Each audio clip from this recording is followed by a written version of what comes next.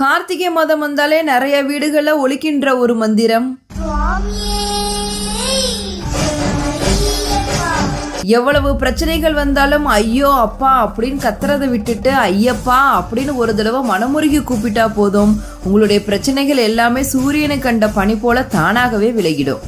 அடிமுடி காண முடியாத பிரம்மாவுக்கும் மகாவிஷ்ணுவுக்கும் இடையே ஜோதி பிளம்பாக அண்ணாமலையாக சிவபெருமான் காட்சி தந்தது கார்த்திகை மாதத்துல தான். சிவபெருமானோட நெற்றி கண்ணிலிருந்து தீப்பொறிகளாக தோன்றி சரவண பொய்கையில் குழந்தையாக தவழ்ந்த முருகப்பெருமானை கார்த்திகை பெண்கள் வளர்த்ததால் கார்த்திகை நட்சத்திரமும் முருகனுக்கு உரித்தனது.